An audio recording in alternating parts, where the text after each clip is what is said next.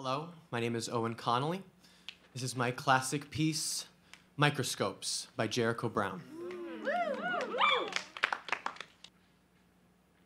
Heavy and expensive, hard and black, with bits of chrome, they looked like baby cannons, the real children of war.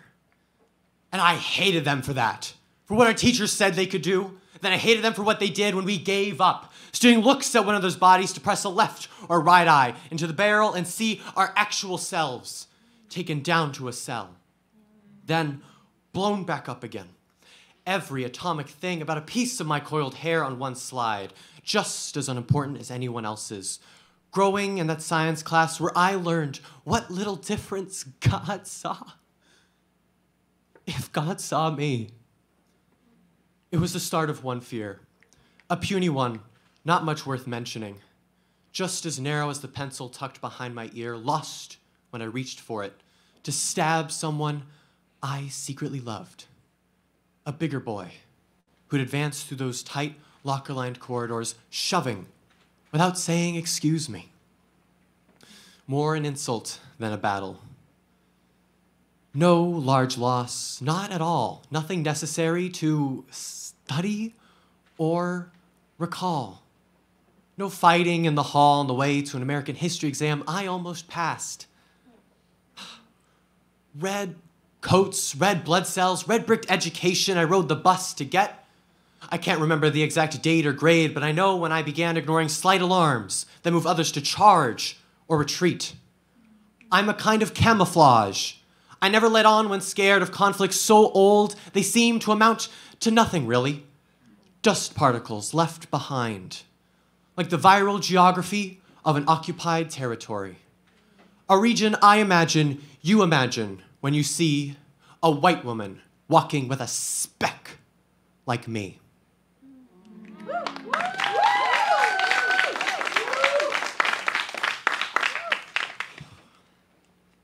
This is my response, student experience.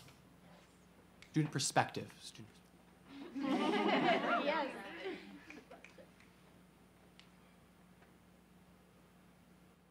I used to like school. I studied, I sought more.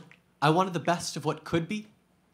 But this year, I've seen everything that was silent, silenced, and hidden from me. I've looked through a microscope at myself on a 6-period schedule. And shit, I hated them for what they made me see. I'm tired, I'm hungry, I'm depressed, anxious, stressed, and infuriated. My morning was fine. I had a free period. Next, I was stressed out with mathematics. I don't need to know to live, but God does it look good in applications. After math, I had a thrilling conversation with the wall that is my theater teacher, who doesn't converse with peasants lesser than here. I thought after 3 I would be free, but alas, in the 4th, I was required to accomplish a task in 40 minutes that was meant to be done in 80. My lunch was fine, and in 5th I wrote this rhyme, but my 6th gives it a fest to make me think my teacher is infatuated with the kind. I am exhausted. But I'm fine. This is normal. Life isn't fair. But at home, on my phone, I continue. My generational siblings are told to stay silent. We are made fun of for sharing details about ourselves. Then Congress asks why we are violent. Mar laughs at us because we make money easily for our vacations. Kimmel laughs at our games because he doesn't see the value in our unskilled labor to prevent our starvations. We are called lazy and greedy while we scream every night, asking why our education demands enough money to keep our parents from paying for water, food, warmth, and light. I am exhausted. Like baby cannons, the real children of war, we are exhausted. I'm told that our world has been rid of racism, sexism, and homophobia, but I fear for my friends who remind me that I used their weathered backs to get where I am. Who make jokes with catcalling men on the other side of the street. Who make jokes about their orientation because they're uncomfortable. I fear for my teachers who risk their jobs to listen and keep kids safe. Who could lose everything if they teach what they want and not what they are given. I fear for my mother, who reminds me of how scary the world can be, not for me, but for those whose lives I hold in my hand because I was born a white man. Not a speck, but an oppressor, who's benefited from a conflict so old, my elders have forgotten their role. We get blamed for cancel culture, told we're inexperienced, overreacting, that there's no need for fear and stress, but still told, you're our future leaders. Save the world. God bless. Get it through your heads that we don't want to save your Earth. Whether scarred with nuclear war, bathed in melting ice caps, or injected with pollution, our world we made in our own image, in retribution. Please, keep moving forward. Remember the struggles of yours and others.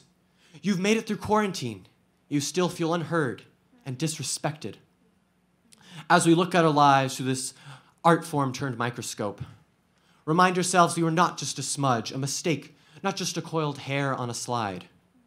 We are not a phase, not a small complaint, not simply a culture, not a group of silly cowards.